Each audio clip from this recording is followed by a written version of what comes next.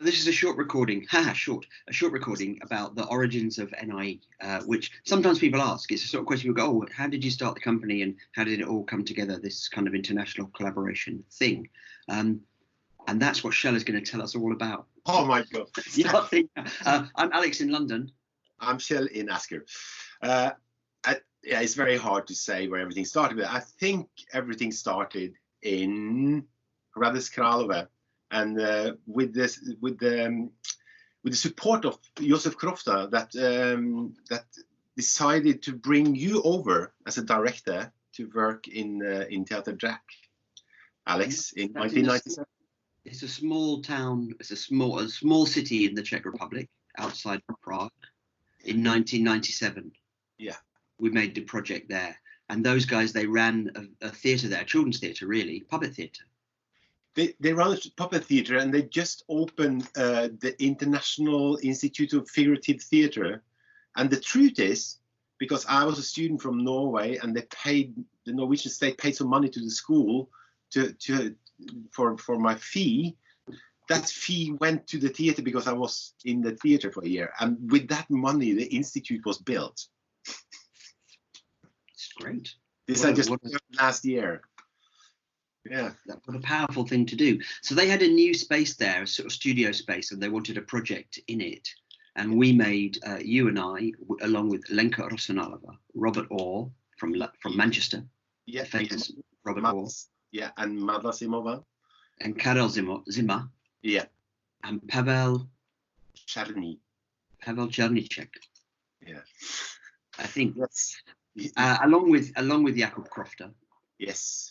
We made a project there, a version of Wojciech, in a kind of international mix of languages and all of the things. I think it's true that all of the things that we have done since then were all there in that project. Yes. I think for me the biggest shift has been that we've much more, at least I think both of us and the companies have sort of more clearly said, okay, we're making work for a younger audience, which we wouldn't particularly say then. But that's been the development. All of the things that we do, different languages and mixture of styles and all sorts of bits of animation and puppetry and a physical and training and so on, were all present. Would you say in that first project? Definitely, and also the live music, and the music made, some music made for performance, some music taken from other places. It was all present in that performance, actually. I just watched it the other day on VHS. How was it on VHS? Very strange quality. Wobbly. Yeah, very wobbly. And I looked much younger, and so did you. Yeah. That's funny, isn't it? To go. Well, I suppose that that's a thing, isn't it? That you have. I mean, I have also then a huge collection of photographs going back to then and so on. And it's interesting to look back, but I think that there's something also, all of that show, pretty much everything on stage came from the Drac storeroom, costume cupboard, wardrobe, and it had a found aesthetic. It had a mixture of languages. It had a found music and a live music element and so on and so on. Yeah, so it's interesting that it was all a very strong chorus work. I mean, it's it was all spinning around the main character, around Wojciech, with all the other characters, including Marie, in chorus, and that wasn't an NIE project, was it? No, it wasn't. But I think it was a spark, because I mean, I definitely wanted to work more with you after that. Yeah. And what did we do after that then? You went back to the UK. Yeah. And then came back to teach in Damu, didn't you? Yes. And I was still a student. I mean, I didn't finish my studies before 2000. And I remember, I think it was January 2000, or was it January 2001 already, when we met up in Prague on the premiere of Antigone in Damu. And I said we should do something about us. And then we decided to meet up for Easter to work with a smaller group. Invited in Tomasz Mikarczyk. Yeah.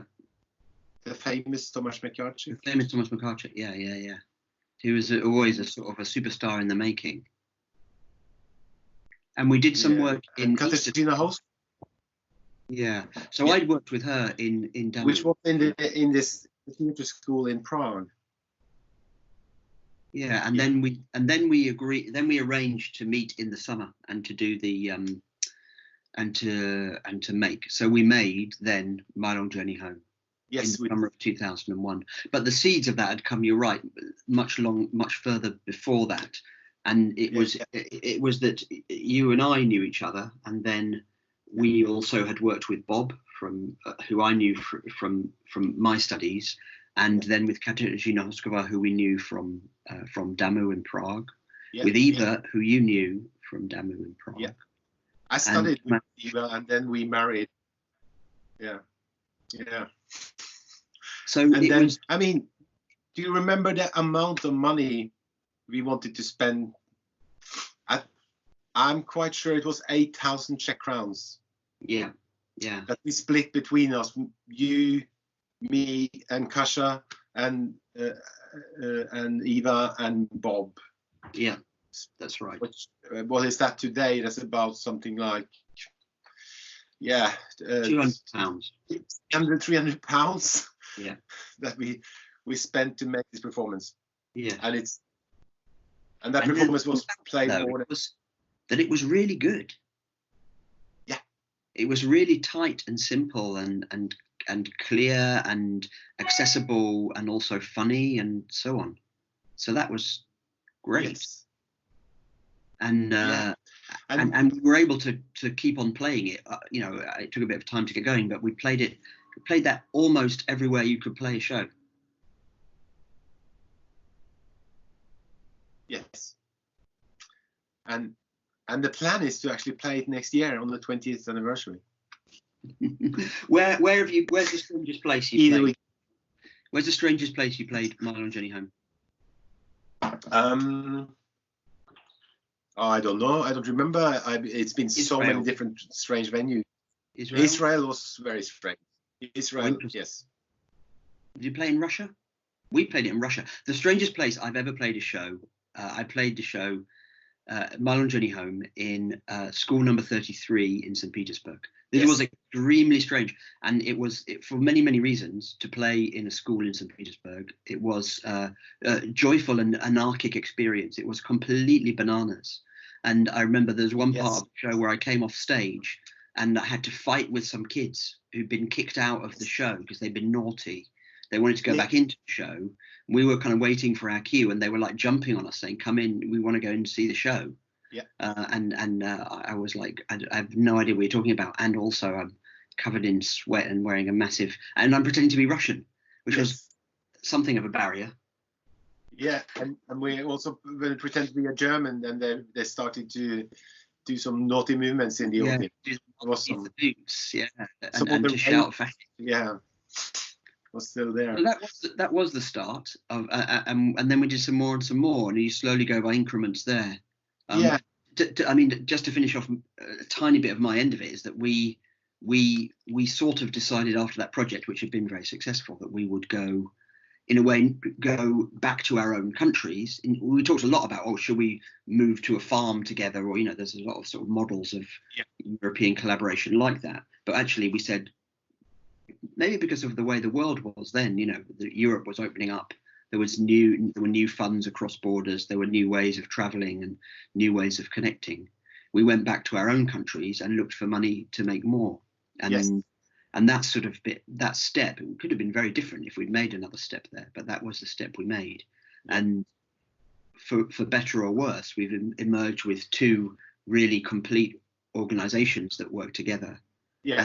And a profile that's, in at least within our own scene, kind of visible all over the place, all over the world. Yeah. No, it's. I think it was a very good choice. We didn't know what we were doing, but it ended quite well. When did okay? Yeah.